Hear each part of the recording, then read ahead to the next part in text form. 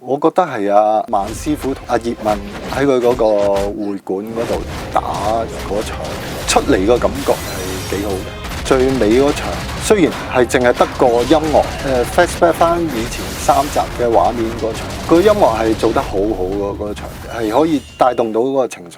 可能喺打交上面嘅設計，可能攞啲沙包啊，攞啲豬肉啊，係咁打啊，跟住睇下會唔會出咗啲唔同嘅聲音啊，或者喺個 library 嘅素材度再去 tune 嗰個聲音啊。好似葉問咁樣，可能一場可能中秋晚會咁樣，可能有個女師傅耍緊啲拳，我哋想做啲柔啲嘅感覺，佢揈嗰陣時啊，加咗啲好輕嘅嗰啲聲音，咁可能做到一啲變化咁咯。跟住可能去到 ending， 可能嗰個鬼佬係要交代佢好重嘅腳嘅，咁我哋可能喺聲音上邊又加咗唔同嘅素材，令到加強嗰件事，突顯咗套戲，想俾觀眾交代到原來佢隻腳係好勁嘅。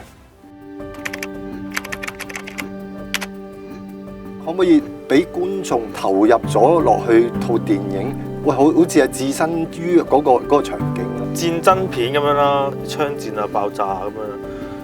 我覺得最緊要係你係感受到套戲咯，個聲音幫到套戲咯。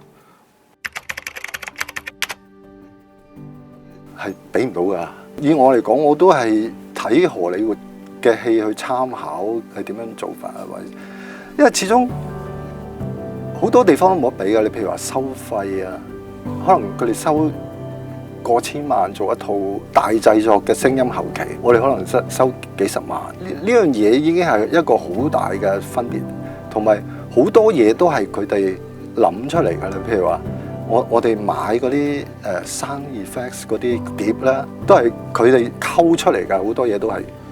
我自己曾經有慶幸就參與過美國啲錄音室度，係人哋個公司嘅規模啊，啲器材啊。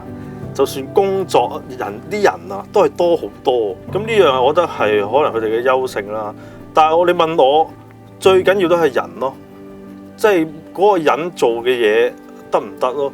可能變形金剛啊、侏羅紀啊、啲怪獸啊，即係佢哋會做先過我哋咁咯，可以。